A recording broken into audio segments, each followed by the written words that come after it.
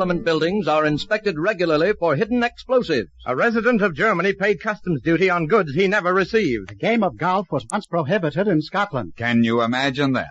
This is Lindsay McCarry once more, friends, and, well, yes, I will admit some of the statements we make on this series of broadcasts certainly sound ridiculous, but they're all true, and if you'll stand by your loudspeaker and pay close attention during the next 15 minutes, we'll prove the authenticity of every one of them.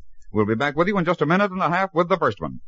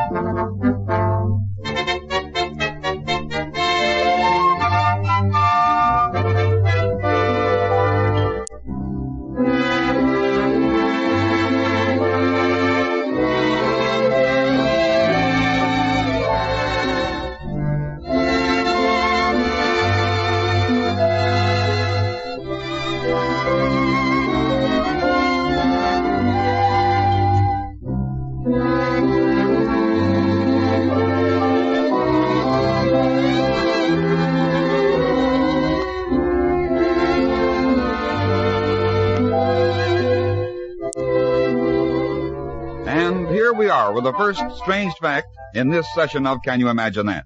Did you know that every year, just before the British Parliament convenes, an inspection is made of all the nooks and crannies of the House of Commons and the House of Lords for hidden explosives? It's true, ladies and gentlemen, and the cause for this procedure goes back more than 330 years. In 1605, Robert Catesby, Guy Fawkes, and a group of their accomplices planned to blow up the King, the Commons, and the Lords in one fell blow. This was a result of a long quarrel between Protestants and Roman Catholics. But a mysterious anonymous letter received by Catholic Lord Monteagle warned Parliament, and the famous gunpowder pot was laid wide open when Guy Fawkes was discovered in a vault below the House of Lords, just ready to ignite 36 barrels of gunpowder and a large quantity of other explosives. Fawkes and his associates were all put to death, but the custom has remained of an annual inspection of all possible places in the Parliament buildings where high explosives might be stored for the nefarious purpose of destroying Britain's peers and commons. Can you imagine that? Well, here's a sad little story about a man who had to pay customs duty on a shipment of goods he never received. His name was Andrew Slater, formerly of Connecticut, and in 1909, living in Frankfurt, Germany. On December 4th of that year, Mr. Slater appeared in the office of the customs inspector. Guten Morgen, mein Herr. Was wollen Sie? You speak English? Oh, ja. What is it? My name is Slater, Andrew Slater. I'm expecting a package from France. One moment, bitte. Ja, jawohl. Here is the declaration. 4 bottles of bone wine. Yes, that's it. You see, a very good friend of mine in France makes this wine, and he wrote me that he was sending me 2 bottles of 2 different kinds. For Christmas, you know. Mein Herr, I regret that there is no wine. Yes, of course. If you... What? Oh, you mean it hasn't arrived yet? Yeah, it has arrived, but it has been inspected. Inspected? Yeah. You see, Herr Slater, all wine coming into Germany over the frontier must be inspected. The customs ruling is that 2 bottles must be supplied for each vintage. Also, your friend has sent you 2 bottles of 2 different vintages, just sufficient to undergo official inspection. And I haven't any wine? I regret, mein Herr. And the customs duty is 17 marks for each vintage, 35 marks for both, if you please. You mean I have to pay duty on wine I don't even get? That is the official ruling, mein Herr. Well, I'll be... All right, here. Here are your 35 marks. Danke schön, mein Herr. And Herr Slater, the wine was excellent. Pah!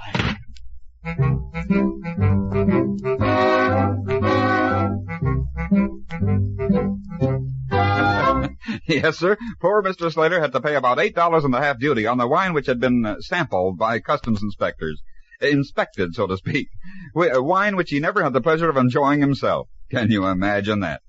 Listen, you outdoor guys and gals, do you recognize this sound? And this familiar cry? For golf. The game that sends mighty men into gibbering fits of fury when they miss a little white ball. Golf is generally conceded to have its origin in bonnie Scotland. The Royal Scotch game it's called, but once upon a time it was prohibited in Scotland. Can you imagine that?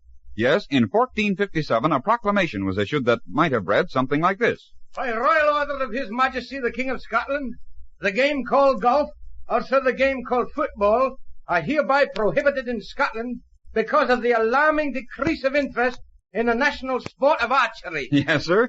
Golf was prohibited in the land of its birth. But ardent golfers continued to golf. In fact, enthusiasm reached a new height, and in 1491 the Scottish Parliament was forced not only to bar the game anew, but made fine and imprisonment the punishments for anyone caught playing the game, and that included the persons on whose property it was played. Then, how did the game get back into popularity? Well, it's a very amusing story. It seems that James IV of Scotland was one day signing the 1491 bill. His signature was affixed to the document when one of the noblemen of the court spoke. Your Majesty, I pray ye consider this decision about golf. Too late, sir. Too late. I've signed the bill. But, sire, this game is one of the Better best. than archery, perhaps? Foolishness. Majesty, it keeps one out in the healthful air. It builds sinews and strength. I pray you withdraw the bill. I ask you, nay, I command you to stop prattling about this idiotic game. It cannot be compared to archery. Have you ever seen a game, Your Majesty? I have not. Why should I look at a game which from all reports is child's play? Sire, I've taken the liberty of bringing my golf clubs and a ball here today to try to convince Your Majesty that the game is not stupid. If I may be permitted... Oh, go ahead, go ahead. It will amuse me to see a grown man pummeling and hammering a foolish little ball. Thank you, sire. The ball is put down smooth. The club is held thus and... You see, sire? I see. I see one of my courts straining at gnats, throwing his strength away on a tiny ball. You think it requires skill to hit the ball with a club? Ha! Would Your Majesty care to try it? I try it? Oh, Lachman, 'tis not skill. The club, Your Majesty, and the ball. Oh, very well. I'll end this nonsense once and for all. Mark, you know, I've never touched a ball or a club, but I'll wager I'll hit it further than you. Stand aside, Glencairn, and you, Murdoch. Aye.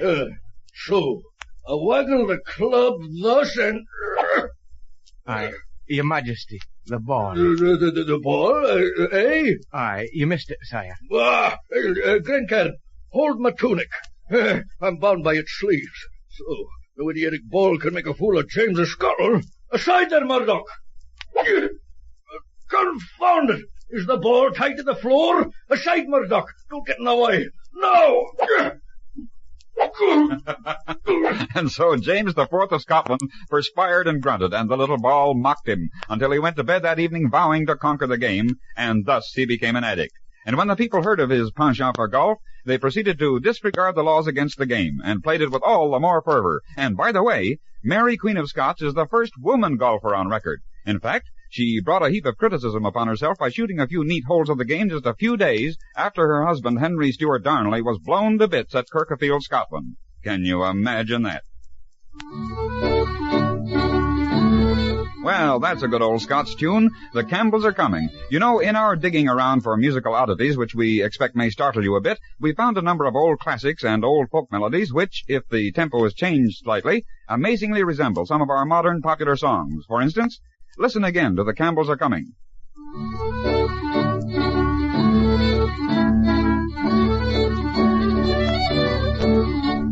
And now, just listen to this old familiar tune in a different tempo as a waltz.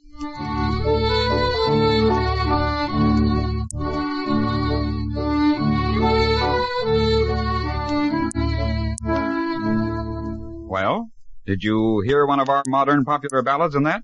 You didn't? All right, get this.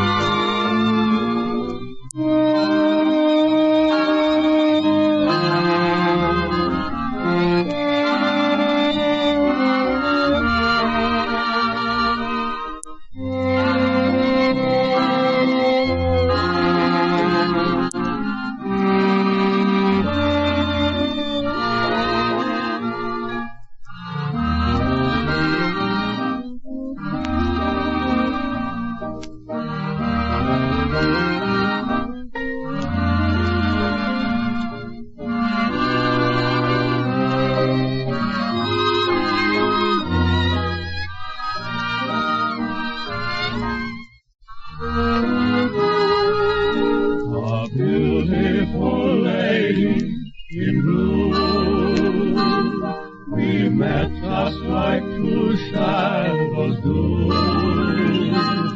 Not one word was said, she kissed me and fled, and our little romance was through. A beautiful lady in blue, she thought I was someone she knew. Her lips so divine were not meant for mine. The night seemed to laugh at us two. How did I know she was lovely? There wasn't a moonbeam aglow. How would I know there's a heaven unless my heart told me so? A beautiful lady in blue, and strange as it may sound to you, a lifetime was spent in one little moment with a beautiful lady in blue. And there you have it, ladies and gentlemen. Another session of Can You Imagine That? We'll be back with you soon again on this same station. And until then, this is Lindsay McCary bidding you all goodbye now.